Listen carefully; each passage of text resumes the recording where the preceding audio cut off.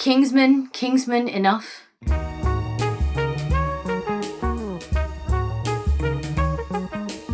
If you clicked on the video, you know I'm going to be discussing the Kingsman, the prequel film to the Kingsman Secret Service. There will be spoilers ahead. I'll be talking about everything and anything that happens in the film. So if you haven't seen the film yet, do be warned, this is a spoiler-filled review. And there are spoilers ahead. If you're still with me, I'm going to assume you're either okay with that or you've already seen the film. So let's get straight into it and talk about this film. My opening question may have been a little bit confusing, so let me just explain what I mean by that a little bit.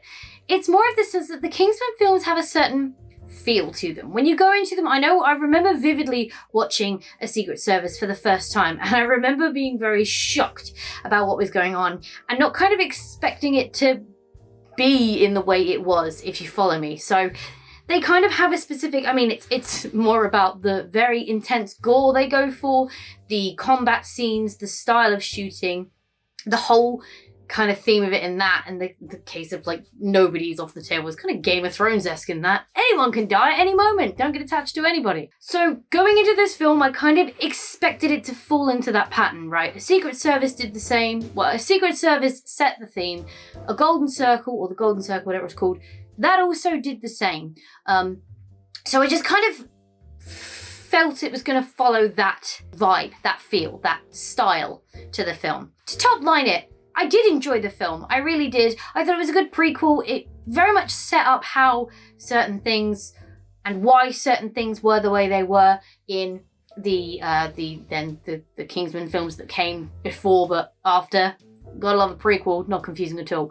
A prequel that comes out as a sequel. Gotta love it. Well, then technically a prequel because there has to be...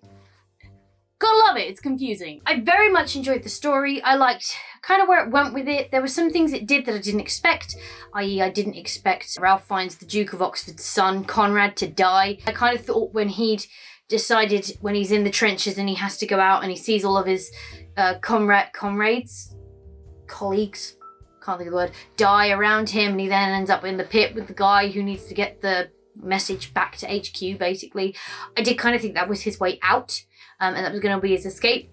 His death was very Kingsman. Very out of nowhere. Very kamikaze. Very blunt and in your face as well. And I kind of then at that point I thought, aha, this is the linchpin. This is when it's going to turn. It was a little bit confusing as well, that storyline, in the sense that Ralph Fiennes' character was very like, you can't go to war. I'm going to kind of break my own rules and allow you to come on this very special mission with us. And even that fight scene was funny and tongue-in-cheek, very predictable, in my opinion, but still not Kingsman-y enough for me, if you're following what I'm saying with that. I just felt like it could have been more impactful, it could have been a bit more intense, there could have been more happening, more punches, more slow-mos maybe, and all that stuff. But I did enjoy that fight scene. It was funny enough, it was tongue-in-cheek enough that I did enjoy that fight scene. And it felt very in keeping with the film. But it was after that, when they were on the train celebrating Conrad's birthday, and then Conrad was like, yeah, I'm going to sign up to the war now. And I just don't understand why Ralph Fiennes' character didn't be like, you don't need to. You're part of the Secret Circle. You're part of the missions with us. We do things from the back and we only get involved when we have to. But I've learned from this mission that sometimes we have to get involved. So we're going to elevate this to the next level, and you're going to be like my second in command, and you don't have to go to war because we're going to be doing it from here. That felt like the natural progression of the story. So to have it kind of turn on its head was, one, interesting and fun for me because I studied film studies, so a lot of typical Hollywood storylines, typical narrative patternings, very predictable to me because I kind of know what signals I'm looking out for. So it's always nice when a film can do that to me and go like, aha, you thought it was going this way. No. We're going to go all the way over to the other side of the room and check out what's over there. And I did like the dynamic of the whole trickery of him being recalled by the king and then sending someone in his place, and then that kind of in turn being his downfall. When he pretended to be him, and then the guy who had worked with him were like, nah, you're a spy, bang, you're dead. Definitely bullet to the forehead. You don't walk back from that one. And I was fearful when we had the mid-credit scene, I was fearful that it was going to be Conrad coming back and somehow they brought him back from the dead, a la Colin Firth getting shot in the eye and somehow making it back for the second film. So I did like the way they did that and stuff, but I just feel like it was more so the combat scenes. Just a lot of it, I felt like I could have done with a little bit more. Kingsman. A little bit more, like, just out of this world, graphic, gory. You have to look away from the screen because it's so obtruse, but in your face. But at the same time, you've got to look because it's funny as all hell. And I guess that to me was the thing. It was a tonal shift.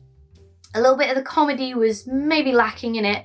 And yeah, the combat scenes just felt a little mundane, if I will. They were very impressive, and don't get me wrong, some of the shots, like the final fight between Duke of Oxford, Orlando, I just found out his name is, there you go, didn't know that, but his name's Orlando, and Major Morton, the dude who was supposedly good and then wasn't good in the end and was shaved his head and was bad, was the big bad at the end of it all, the shepherd.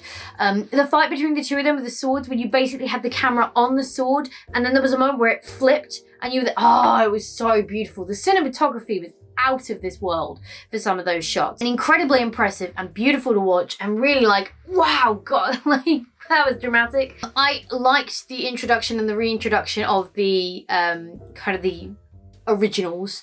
I suppose they're not the originals now, this is a prequel, and they were in the second film, which is technically the first film, and you can see why this is confusing. But there was just that nice nod moment of a very similar scene that was seen in a very similar scene in the first film, where you kind of got introduced to Merlin and all of the fact and why they were called King Arthur in the Round Table, why they all had those names and stuff, and it was just a nice tie-in at the end to have a kind of, I reckon if you played the two films together, the scenes would run quite parallel to each other, which is obviously how it's designed to be done.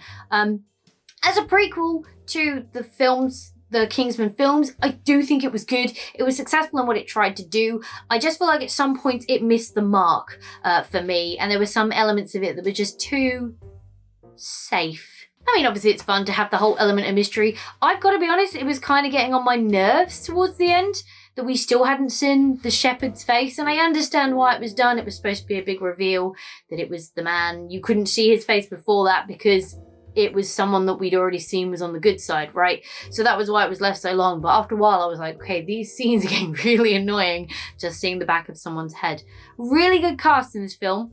The cast did a phenomenal job of performing their parts successfully. I don't feel like any of them really felt out of place. They all felt good in their roles, and they all brought the role to life, which is nice. It you know, sometimes you can watch a film and just be like, gosh, this is painful to watch. And it brings you out of the film. So it's always nice when you've got a stellar cast that are very good, and a lot of accents in this film as well.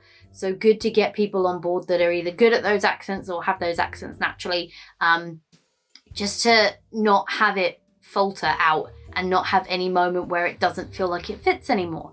All in all, a good film. I just feel like it missed the mark in a couple of places, and honestly, I'm not sure I'd rate it above the sequel.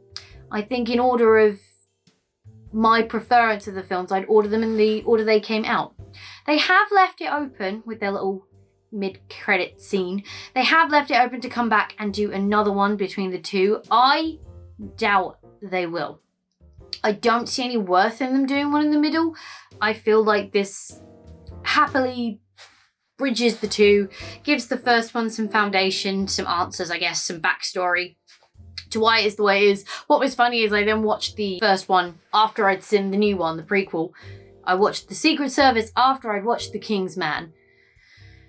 If they had different names, it would be easier. But I basically watched them and kind of compared the scenes and were like, oh, is he going to go in door number one? Oh, they've gone upstairs. Is the picture the same? And there are a few things that weren't.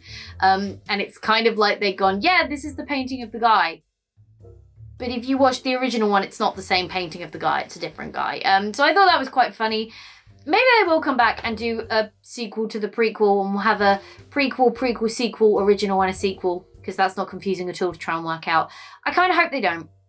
I kind of hope they leave it. It was one of the films, even when the original Kingsman came out, it was one of those films that was so bonkers and kind of stood alone in its style and kind of defined its own genre, if you will, that I kind of wish they'd have never made a sequel to that. But obviously when things are successful, Hollywood goes for money over sense, even bringing up things that we've seen before and just rebooting them for a new audience because money, and they think it's going to do well. And these things don't tend to do very well, but there's enough audience anticipation to make them do well, if you will. So they'll keep coming. I kind of hope they don't do a prequel sequel, but we shall see in the future. If you have seen The Kingsman, please let me know down in the comment box below what you thought of it, your thoughts and your feelings about the film, whether you thought it was super duper and amazing and did a really good job and the casting was great and it was all fantastic, or if you agree with me and feel like you kind of missed the Kingsman vibe to the film, which I think was kind of my resounding feeling coming out of it. I very much enjoyed the film, but I would only say the film was okay because for what I expected it to be, it kind of missed the mark a little bit. But do let me know. Let us carry on this conversation down in the comment box below, and I will see you down there. But for now, thank you so much for hanging out with me today. It's been an absolute blast as always. If you enjoyed this video, go show that like button some good old-fashioned love. And if you want to support the channel, go hit subscribe and ring that bell so you don't miss next time I upload a video. Stay awesome, and I will see you all in the next video!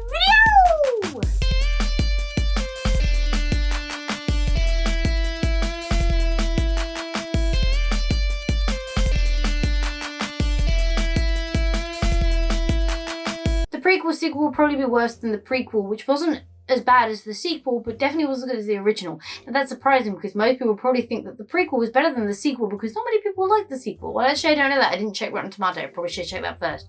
But let's just hope there's no prequel sequel, so I don't have to get confused by saying prequel, sequel, sequel, prequel too many times in one row.